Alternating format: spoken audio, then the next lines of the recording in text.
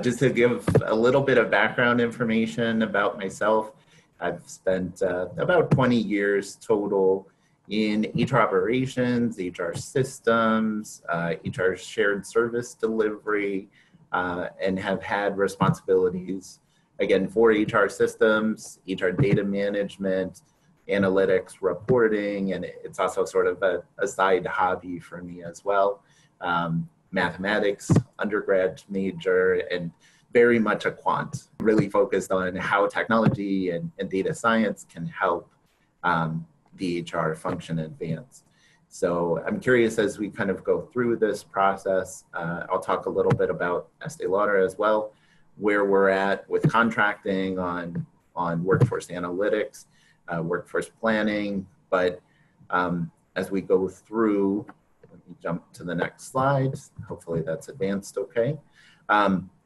I've kind of bucketed the discussion. And when I first spoke with the guys about 6 months ago, I was hoping we were 2 months into the contracting phase at that point.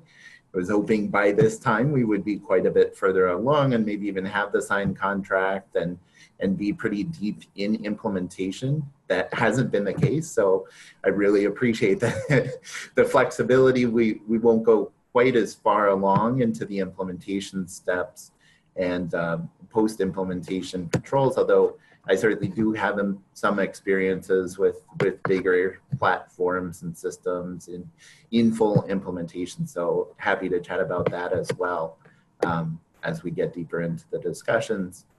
But I'll kind of bucket and go a little bit deeper into each of these topic areas. So focusing first on how do you evaluate the vendors? How do you kind of gauge who the vendors are in any particular market space that you're looking at?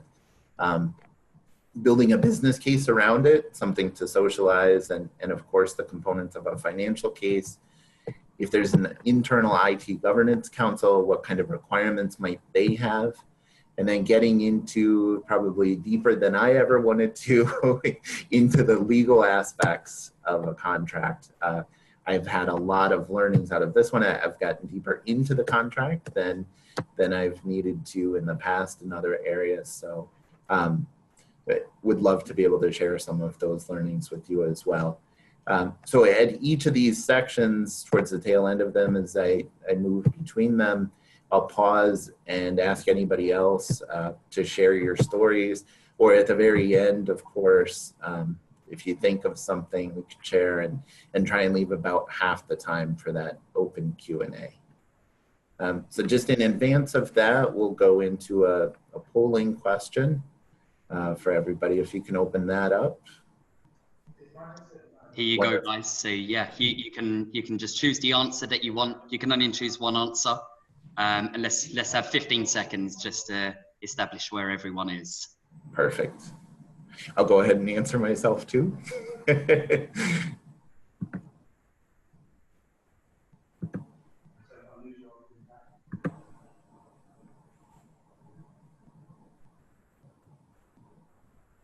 All right, I think that's long enough. So I'm just going to end the polling, guys, and I'm going to share the results with you. So hopefully you can see that, Tom.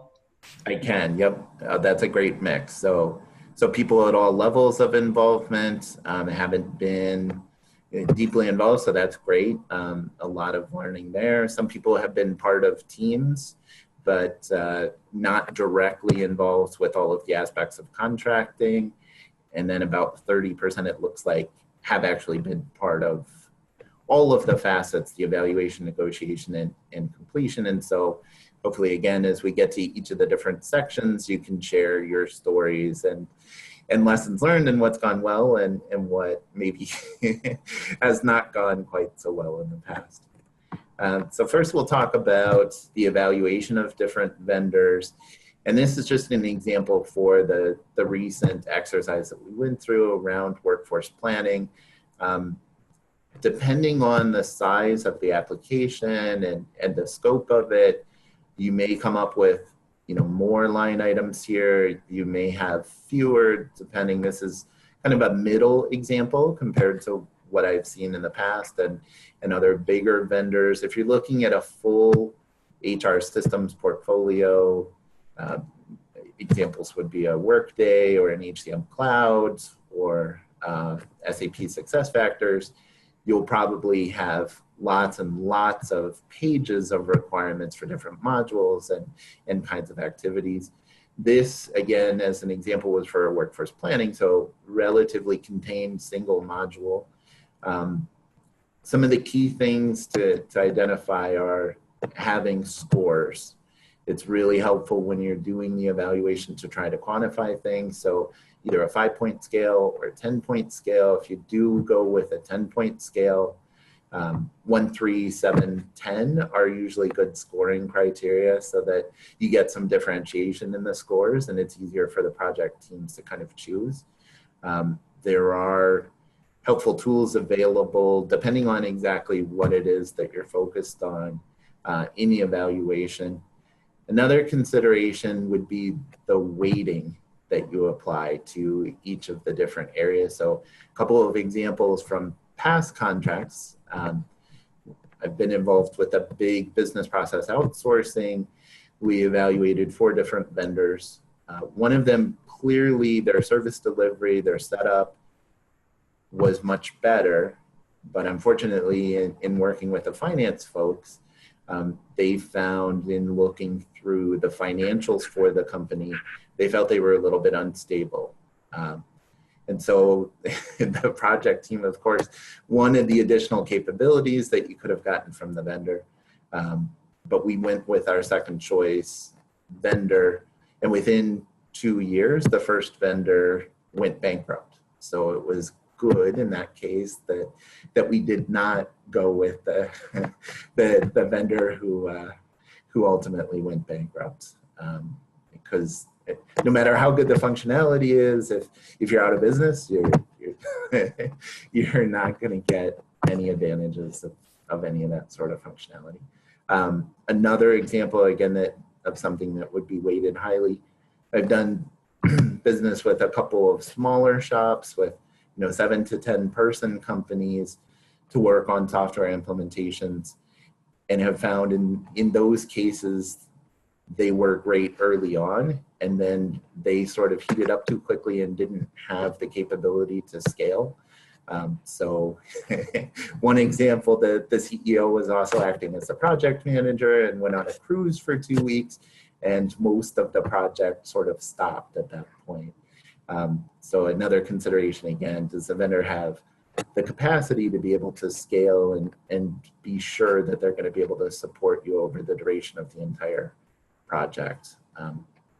So those sorts of considerations, again, should get a higher weight, especially if there's a lot of risk associated with them, in addition to thinking about all of the features and functionality and comparisons. Another area to consider is how does it plug into your existing portfolio? Make sure that you're clear on the scope of exactly what it is that the vendor is going to need, and what sort of data or what kind of integration they're going to need. Are they going to have partnership with other vendors and provider-to-provider contracts and those sorts of things? In addition, again, to the core features and functionality. And is there overlap with other vendors that are already part of your portfolio in terms of the skills and capabilities and things that they might provide? So I'll pause here to see, again, before we move to the next topic, any other experiences that people have had in vendor evaluations or questions that you have around the vendor evaluation process? Tom, this is Rachel Bellino. Can you hear me? Yes, I can hear you. Thanks. And my question is, when it comes to the scorecard and who gets a vote on the scoring amongst the project team and cross-functionally across the organization, how did you determine that? So with a number of different projects, usually you'll pull in the core subject matter experts, and it depends, again, on exactly what you're evaluating. If it's more of a data science tool and an application, then if you have a data science community of practice, you might want to pull in a couple of cross-functional members, especially if it's something where You're looking at it as an enterprise sort of solution or capability that could be leveraged across the enterprise. Pull in at least 3 to 4 subject matter experts from the different areas. If it's much more of a niche within the HR function, say it's a recruiting or a applicant tracking system that you're evaluating, then it's really that group, and there isn't so much breadth of a portfolio or scalability to other areas. So in those cases, you probably wouldn't pull anybody outside of HR and the IT function that supports HR. So it's really kind of considering the scope, where it's going to plug into the application landscape within your company, and finding all of the right subject matter experts. And then executive sponsorship is always critically important. You really want to, even in some of the vendor demos, try and get the executives involved and give them a vote as well and make sure that they feel like their voice is heard and they're part of the recommendation that likely is going to have to go to another executive committee. Thank you. I have another question if I could. Absolutely.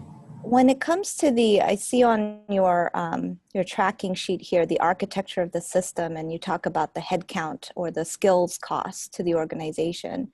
You know, how did you do that analysis in terms of figuring out what headcount would be needed to support the system afterwards, and or, you know, anything related to that, as well as if there's any upskilling you need to do in a particular area?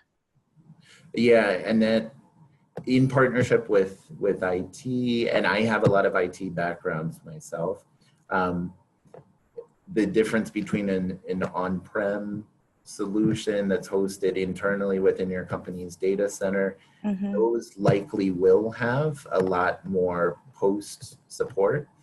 When we get into the business case, there's a really good slide that I found and took from one of the vendors with their permission, of course, that shows kind of the difference between an on-prem hosted solution versus a cloud-based solution where there's a lot less internal resource. You're kind of in the software as a service subscription, getting a lot of that support, but you're getting it at scale that's being provided to other companies as well. So, but it really drawing on the subject matter experts who understand, here's the kinds of support activities and operational support activities that we have. I have a couple of probably way too detailed to go through slides that talk both about the feature functionality comparison to the current state and the operational support needs comparison to the current application, the sort of do nothing solution, which that's another key takeaway. Always in any consideration set or business case that you're sharing, there is an option to do nothing and keep doing what you're doing. So that's kind of how we set it up, is this is the do nothing solution and this is our recommended solution. And here's the detailed differences that you can see in operational support needs between the two different paths that you could go down. Thank you, Tom. Just one more question, and then I'll give it to other people. So at my current company, we've got many different analytics teams sort of scattered throughout the organization. So for example, we've got one in finance, we've got one in HR, we've got one in sales operations, we've got one over in the customer side of the house. And we're in the middle of doing an evaluation of data visualization tools. But in addition, creating a whole data catalog, it's sort of like the very beginning stages of, I feel like, what could support analytics. So we're very nascent in terms of our journey, like it's still forming. But since we've got so many different scattered analytics functions, but we're hoping to get everybody's perspectives at the table when we do the evaluation for any tools going forward to support all of the analytics objectives. Did you go through that similar experience at Estee Lauder where you had to bring in all these other, viewpoints from other areas of the business to be able to answer, the question of this is the right vendor for us? So in the workforce planning, it was primarily an HR and a finance solution, again, with support from the IT partners as well, and kind of vetting. Within the last 18 months, we've hired a senior vice president who has overall remit for business intelligence and analytics, and he's begun a community of practice. So we have roughly monthly meetings, a data science or data analytics and insights community of practice. They publish newsletters, they'll spotlight different members to really try and grow that knowledge and networking. Certainly if people are working on different solutions, different platforms, but sort of the more general purpose BI platforms, Tableau, ClickView, Spotfire, those kinds of things are the general purpose sort of modern BI platforms. People will talk about use cases in the meetings and they'll invite people to present and share, what are you working on? We've tried to get more and more tactical too, and then set up follow-on groups where people volunteering get a chance to maybe spend 20% of their time on real problems that are outside of their area of expertise or the domain that they're responsible, but things that they're really interested for. So that's helped to kind of bounce some of these ideas off of. This is fairly domain specific. What we've looked at, that the workforce planning and the workforce analytics, it's really primarily been HR and finance, but certainly if anybody else had an interest in it, we would have tapped into them as well. Great, thank you. Very helpful. Great. So what this turned into in the sort of executive business case, that very detailed summary slide, we just put together a platform for the evaluation summary, a one slide. This is what our recommendation is at the bottom of it. I've kind of scrubbed out the specific vendors. You might be able to figure out exactly who I'm talking about in each of the different cases, but the first row was the sort of do nothing solution. This is the platform that we have right now. And then you can see we've highlighted vendor number 5. Just kind of basic structures. What does the cost model look like? What is the total cost of ownership? Things that are going to be more important to that executive audience when you're putting it together. But if there are executives, and I've certainly encountered some of them, for example, the gentleman who is responsible for business intelligence and analytics would like to go into the details. So you would have the prior slide available as backup if somebody does want to drill down a lot deeper into the details of things. But this is what we put together for the sort of executive summary in the overall business case. This is our recommendation. Let's move ahead. So here's kind of an overview of what the components were in the business case, and I'll pause again at the end of this, or if you have questions as we're going through. Would love to hear from other members too, what experiences you've had, what other components you've had in business cases that you put together. So the overall, again, one-page executive summary, different from the slide I just showed.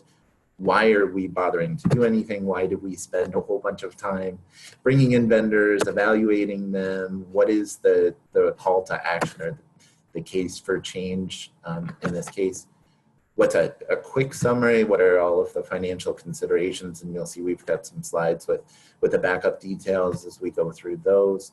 And then really try to visually make the overall recommendation clear. So I think we as a community have a lot of visualization techniques that can bleed over to business cases and those sorts of things to make them more visually compelling rather than, you know, the usual text heavy sorts of business cases that people might be used to. The evaluation summary and recommendation, the slide I just showed, we also included in there. We pulled together a couple of case studies, and again, the vendor that we did recommend to move forward with helped us with some of that content as well, and shared the information on their findings from business cases and comparators.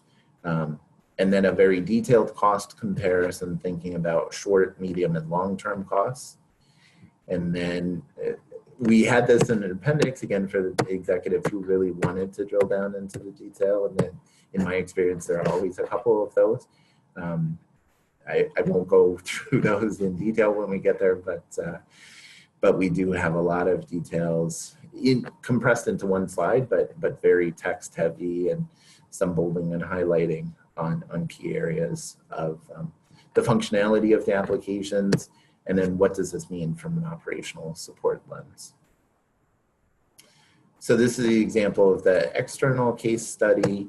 A couple of things, again, we visually highlighted for the executives. How many people are you talking about who are using the application? What was the spend over 3 years? You can see the comparison. Yes, they achieved similar levels of workforce analytics capabilities, but the slide we have coming up that goes into some of the key differences between a company custom on-prem hosted solution and custom built, as opposed to the benefits that you get from cloud and software as a service. They're also evident here on this slide.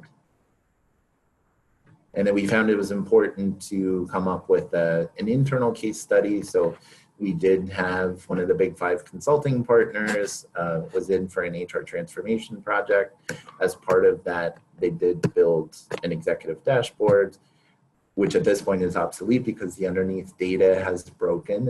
And so that was an example of spend of north of 100K that now is obsolete. And you can still see the data, and it's getting updated, but it really is no longer valuable. Or the items on the right are visuals that, again, the vendor that we're recommending did share. So side-by-side comparisons. This is something that we've already done, or this is the work in progress, or this is where we're at. And then this is the sort of capability that we'll get, and it will be evergreen and continue to live on and get updated. It won't become obsolete within a year or two. This slide, I really like the comparison. I've mentioned it a couple of times. Some of the key differences between an on-prem custom-built solution. You see what the license fees are just for the vendor for the on-prem custom-built solution. But it's sort of, as you can see from the slide, really just the tip of the iceberg. And all of the support that you would get from a cloud software as a service vendor, it's really hidden costs that you don't immediately recognize over on the left.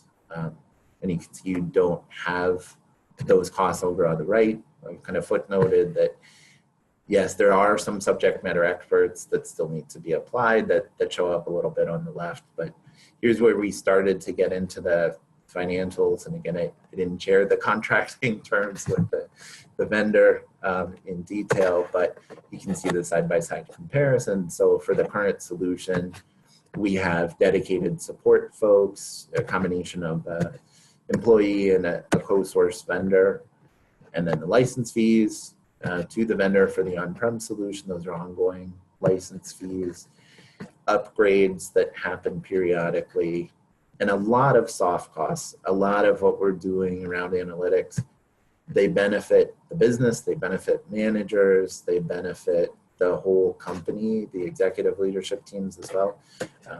Those are more difficult to quantify. What is the value of more rapid, real-time decision-making, some of the business opportunities that you might be able to take advantage of, but at least to call them out, we found to be provoking for the executive teams that we were talking to. And then this is the— May I ask a question, Tom, please? Yes, please. This is a really interesting chart to make the comparison. Yes, this one. Thank you so much. It's really insightful. My question is this one.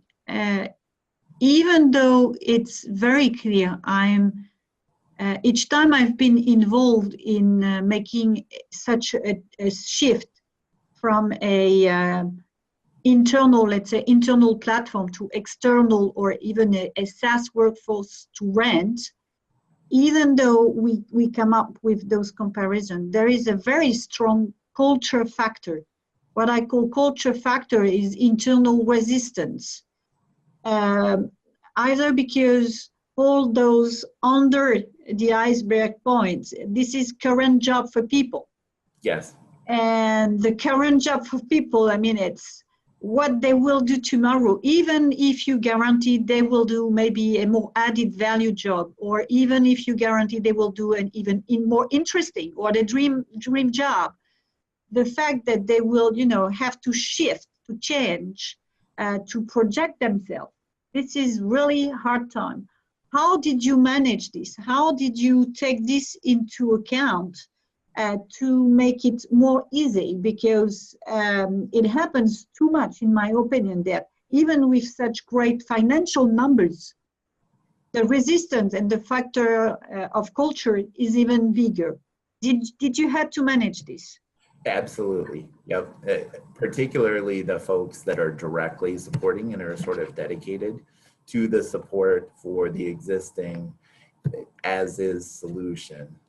You're absolutely right, and that's been my consistent experience as well. And so the way I've tried to navigate around that with varying degrees of success is first to get, again, an executive sponsor to show them a demonstration, to show them what the capabilities are, get them really behind it, somebody who carries a lot of influence and is well respected within the organization, then slowly pull in the folks who are responsible for the current solution and start to do that again at the leadership levels, and then down to the folks who are in the day-to-day kind of dedicated support of the current solution, so that they as well can see the possibilities. But with also that message, we have a lot of leadership support already. There's a lot of momentum already, which helps to work through the resistance. And certainly they'll bring up a few points that you have to kind of work through,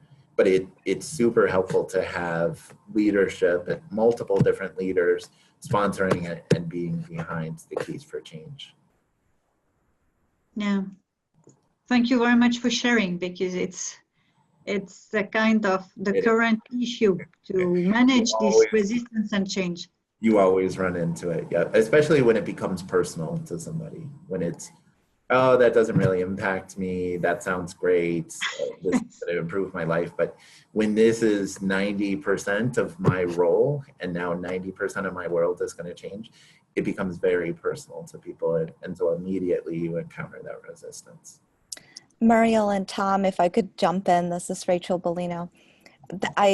Muriel, when you were speaking, it totally hit home for me. That is exactly the resistance that we experience here at my company.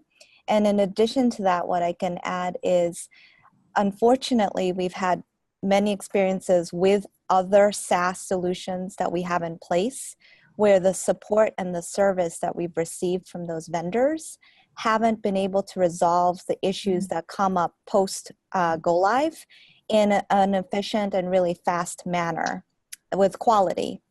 And so the folks that are resistant to SaaS can point at those examples and say, see, it's way better if we had on-prem, because we've got our own engineers in-house who we have control over and could tackle the problem and troubleshoot it and fix it. So I've sort of got a double whammy on my end, which is, not only that cultural resistance because jobs are at stake, but the second part of it is some unfortunate vendors that aren't living up to their side of the bargain. And so it's creating examples that people can point to and say, oh, well, see, this is why it's not going to work. One experience maybe I can give you today. The situation is at ADEO that we are very, very low, very behind, and very poor with all information systems.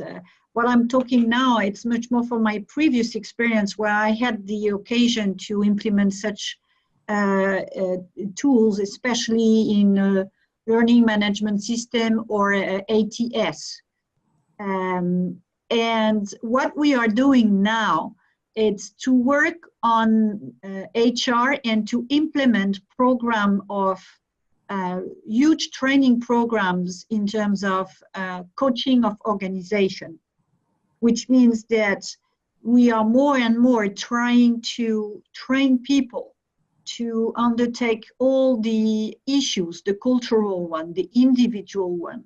So we are now trying to equip people first, or HR team first, with the solution to have the organization move and shift to something new. Because we've been now for 10 years in a massive change of our job. I saw that there was something about omni-channel revolution, which is about any kind of sales and retail company is going through the omni-channel issue, which is going more and more digital. We don't have finished the omni-channel revolution, and we need to go the next step already. And what we can see, we are doing tremendous progress on the job, but the cultural, the managerial, the human side cannot move on as fast as the job. So this is why now we implement everywhere, and we are trying to have a kind of regular process to measure, to be sure to challenge CEOs, to challenge HR directors about what kind of specific cultural change, managerial change, complete program of transformation. What did you plan to do to make sure that we can address and tackle those resistance at the good level? Because to do the shift from the left side to the right side, you really need to have people on board about you need to change your job or you're gonna die. Especially in retail. In retail, this is the point where we are now. Yeah. So we are huge. We are brick and mortars are absolutely huge, but we are losing market share and we need to move on. So this is just to tell you that the global approach of change, and this is one of the questions I'm putting in my when I do benchmark for vendors, to address the question with much more accuracy on what kind of experience of change management did you had with your previous experience, and that you can share. Not just being top of the group in terms of training and having the tools in hand, but how did you manage change with your customer is one of the key questions I put in the more and more in the questionnaires. So helpful. Thanks, Mariel. And Rachel, just to add a little bit more to it, I'm sure you've already gone down the path, but if you can find counter examples, and they don't have to be in HR, even looking at marketing and finance, have they had successful implementations, and what was different about the relationships that they've had with SaaS providers or cloud providers? And what have we learned from the cases where it hasn't gone so well, that this time will help be different, will help things be better? Here's all of the lessons learned from things where it hasn't gone so well. And so if it was things that weren't explicitly called out in the contracts around service levels or the scope of the contract, the service that would be provided post-implementation, now we've learned all of those lessons, and that's why this time will be different as we go forward with another provider and another contract. That's great advice, Tom. Thank you. Absolutely. Yeah. So again, these are very detailed. Again, not appropriate for the full executive audience, but some of them we found do like the detail and want to get into it, especially if you're talking about the data science executives and the platform. So here we just did some basic visual highlighting of the most important points, tried to call out what are the differences. Here's the current state. Here's the do nothing solution and the challenges that we're having. And then here's all of the positive benefits that we would get from a feature functionality lens across a number of different areas and dimensions within the features and functionality. Similarly, we talked about this a little bit earlier, what are some of the operational support issues that we're having right now? What are the benefits? And most of them, if you're talking about cloud and software as a service, it's going to be the scale that they can provide. So they can hire the top 5%, the top 1% of solution architects, of programmers, and then they get the scale across all 100 or 500 or 1,000 customers. Everybody gets the benefit of the programming that's being done centrally, rather than those 100 or 500 or 1,000 customers each having their own in-house custom programming team. Again, they can afford, because now you're talking about one programming team, to hire the best, to hire the top 1%, the top 5%. Whereas if it's 1,000 customers, then they've all got their own custom programming on the on-prem solutions. In those cases, they're probably not each of them getting the top 1% or the top 5% of programmers. So we kind of hit on those points quite a bit as we talk through the case. So I'll pause here again before we move more into the IT Governance Council. Anything else? We've had a lot of good questions and dialogue already, but things that people want to call out about business cases that you've been a part of in the past? There is just one small question here from Fernanda. Sure. She's at a machinery company called Andritz, pretty big, 10,000 plus employees. She's based in Brazil, and she just mentioned that we are more connected to internal development at her organization, just to provide some context. Okay. Yeah, that's been a shift, and you'll see a lot of forecast reports that will say by 2025, and of course these might be some of the big cloud technology providers, but everything will be in the cloud.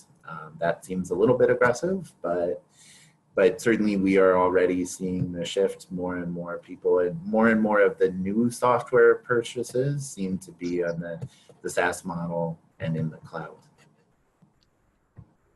So internally, as part of our contracting for anything software related or those sort of solutions, we have an IT Governance Council. That's common at other locations that I've been as well. So considerations there.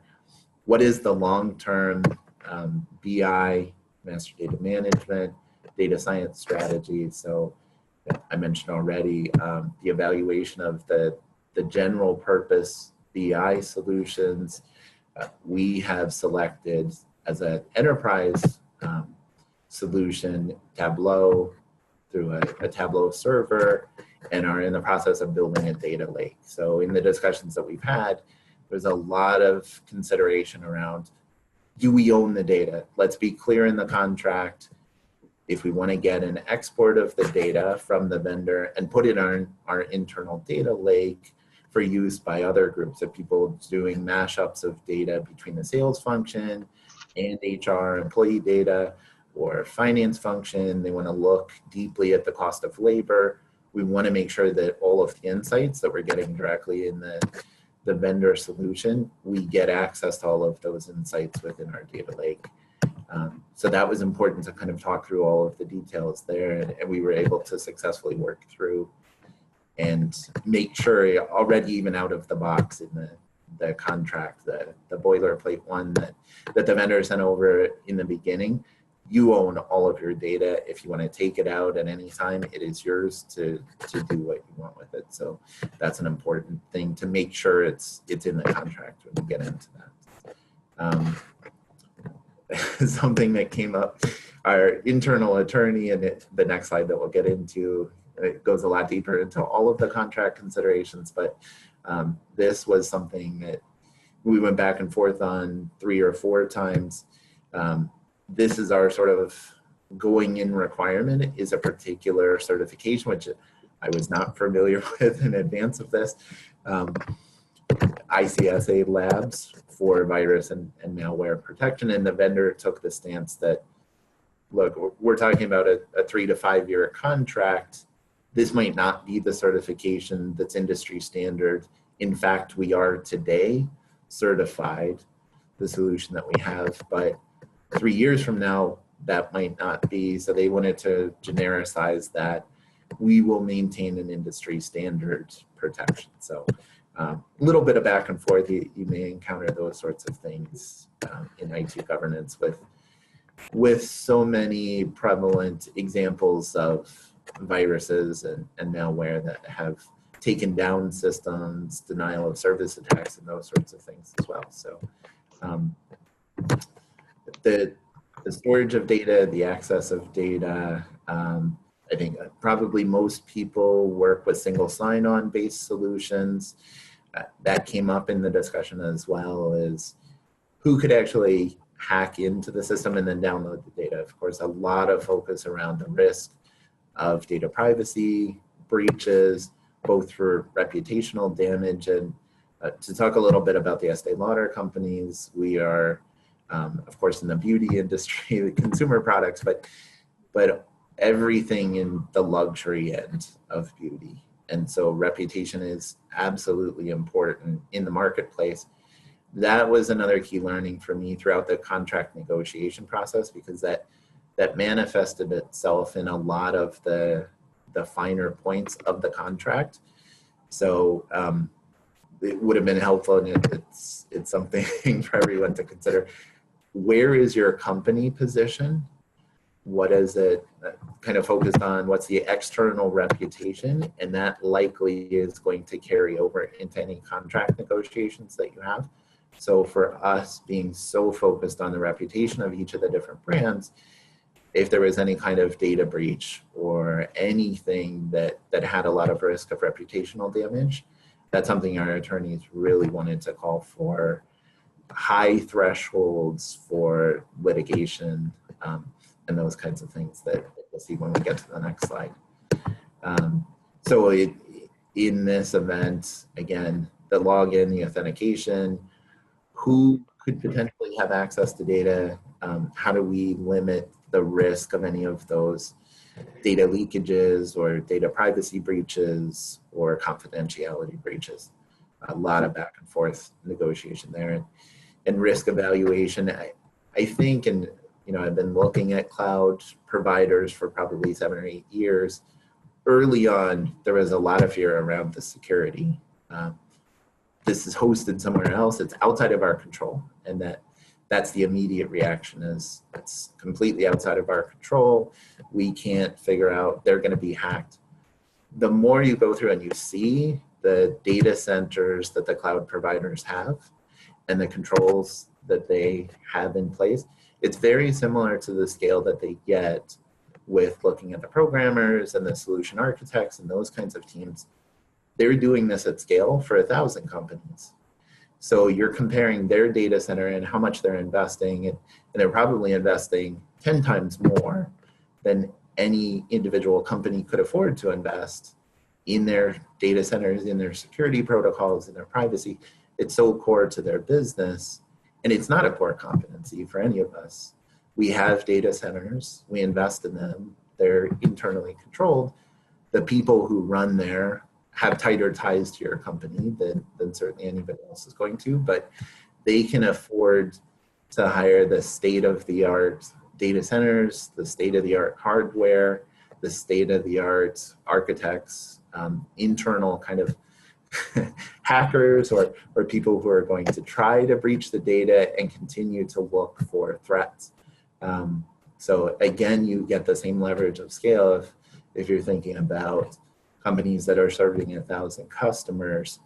Their protections are going to be tighter than any one of those 1,000 companies could possibly put in place. So that I've seen that shift in thinking over the last 7-8 years, and that I still find that some executives have that initial fear reaction. Wait a minute, we're losing control. We're putting this in the cloud. But if you have that conversation that, yes, but they're doing this for 1,000 other people, and they're doing it better than we could ever hope to internally.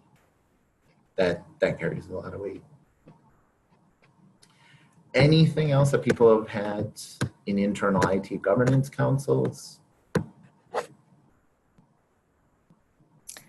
Tom, I've just got some questions. Sure. If I could, this is Rachel Bellino again. Absolutely.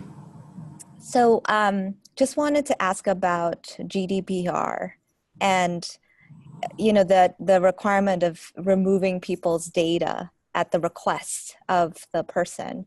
So is that anywhere in not either the contract or the services that your vendor is providing? Has it been explicitly called out or mentioned to you how they're going to allow you to do that? Yeah, so we're doing, I guess, broader controls. In these cases, the data is coming from the core HR system. So that's not part of the scope of the contract. If it is the core HR system, then that's a whole nother thing that you would have to address as a line item in the contract there. But in these cases, we would have that immediate control because internally, if the employee says that, then we pull them out of the core HR and don't send them on any of the 400 interfaces that we have to other systems. So it's certainly a consideration if you're looking at the full core HR systems, like again, a Workday or Oracle HCM Cloud or SAP SuccessFactors. Those are critically important in those discussions. In this case, we have a little bit more control over them. Yeah, so that part I get, but how about once the data has passed through and gone over to your vendor? Should I presume that it's not happening in that case, or somehow it's just going in and out, but they're not retaining any of that data on their end? Yeah, yep. The historical archive of information, but as that's come up, we've talked about how can they purge the information out at any point in time if that needs to happen. And we're going through the same sort of evaluation we have from our system, including the different payroll instances and things that we have, about 400 interfaces that we're kind of working through in a parallel effort. Yeah. Okay. That is a lot of change. And it's the point that you brought up about data centers and data storage. I was networking with an analytics professional here at a very well-known technology company in Massachusetts, and he was telling me how they didn't go with a specific analytics vendor because they were storing their data. It involved actually passing over the data, and the vendor would store it on their servers, but their servers weren't located in Europe. And the company has a lot of employees in Europe. So he was like, it became, a non-starter at that point because they could just see that more and more and more the regulations over in Europe are going to require the employee data to be over there. Yeah. Yes, it's for us, it's already a question. We don't even start the discussion without, that's the first point. Yep. Where are the data stored? And which makes it very difficult. There are some great vendors in the US, especially I find them very, very strong on the user-centric approach and the experience. But the issue on data storage, data protection is really too high. So we are forced to get some very good vendors in terms of solution out of the game just because they don't get into the European mindset in terms of data protection. That's become a reality. Yeah, I've observed that as well, especially with the smaller, the US-based vendors. They don't have the scale and the revenue to have alternate data centers. So you're right, that becomes a non-starter for any big multinational corporation who is having those discussions. Once you hit that kind of middle level where the vendor has at least 100 customers, it's almost certain that they're already dealing with the big multinationals, and so they've had to address those considerations, and they've set up data centers within the European Union countries. Any other stories around IT governance or security considerations? Well, what I can tell you in IT governance, we are trying to make it very, very light and very responsible. I'm not enough specialized, and I wouldn't tell mistake instead of my IT colleagues. But indeed, we are very clear, and we define at the group, we have a approach which is making clearly what should be decided on a global level, what should be on local level, and what should be in common between subsidiary. So to avoid one big system that is too hard to move, we went in the past through many internal solutions, and that was not flexible enough. So we have a governance now that is putting the focus between the relationships between BUs and the corporate to establish very well what cannot be definitely done on a local or even common level, and what should be done on the global level is absolutely very small, reduced to the minimum, to the foundation, the kind of the way we talk about referential, either for customers, for people, for any kind. So we try to reduce it and start to have flexible but highly responsible governance.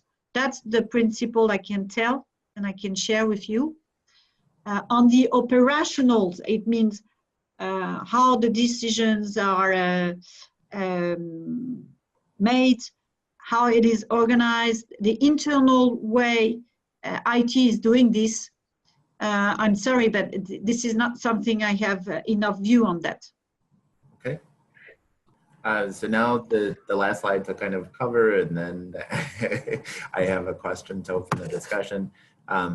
Things that I've learned from the contracting process and getting fairly deep into it. So I do not have a legal background, but I feel almost like I've had to play a lawyer on TV for the last 6 months or so, as I've gotten pretty deep into the contracting here. So first is, again, there's different components. There's sort of a master services agreement that people might be familiar with that governs the overall relationship with any vendor. If it's a small scale vendor and they really only have a single solution or a single module, then that likely is really to dictate all of the terms of your relationship in that master services agreement. But you may have, sorry, I'm I actually have to leave the conference room here pretty soon. So I'll just go through this in a little bit of detail. So the order form really lay out the commercial terms for any contract that you would go into. Again, if it's a really big vendor that you're dealing with, you probably have multiple different order forms for different modules or different software solutions that you have. Licensing and subscription. Again, we talked a lot about on-prem and the difference between software as a service versus platform as a service. Primarily as software, you're paying a fixed fee. The platform, you're paying per use case as you're going through. A couple key things around, if you need to terminate the contract, you could do that for a cause. Usually if the vendor you're working with is being sold, or the business is being dissolved or going into bankruptcy, that would be a trigger there. For convenience really means at any point in time, and usually with 60 or 90 days kind of cut off. So examples that we went through is any kind of violations that were public and reputational damage, violation of the Foreign Corruption Protections Act, or if there's any other sort of thing with a data breach or extreme negative publicity, those would be examples. The warranties and disclaimers are really tied specifically to the service that you're getting, and if there's a failure, so if there's an outage for a couple of days, what would that lead to? Another key area, again, data oriented. Any kind of liability if there's a third party, particularly with smaller vendors, If the smaller vendors don't have necessarily, our attorney said, deep pockets in the way that a big multinational company might. If there's a third-party vendor where there's a charge of IP infringement, code or components of code that have been used from other vendors, they might actually come after the customers of the vendor, or any sort of violations of laws. So a lot of lessons learned in these domains as well. And I will set up the question quickly and then stop sharing here. So again, I mentioned I've been at this for over a year, kind of pursuing this vendor, and still haven't brought the contract across the finish line. So I'd be really curious for any work that people have done around quantifying when do you kind of move on with the slightly less great workable solution. So for us, again, I mentioned we're setting up the general purpose Tableau BI solution. So that is a viable option for us to move on with, as opposed to the vendor who really specializes in HR workforce analytics. So I've been trying to think, how do I quantify this around productivity over the next 1 year, 2 years, 3 years, operational efficiency, and then the probability of moving forward with solution A versus solution B. So would love to hear other thoughts from other people in that area too. Awesome. Thank you, Tom. That was so helpful. It was so nice to see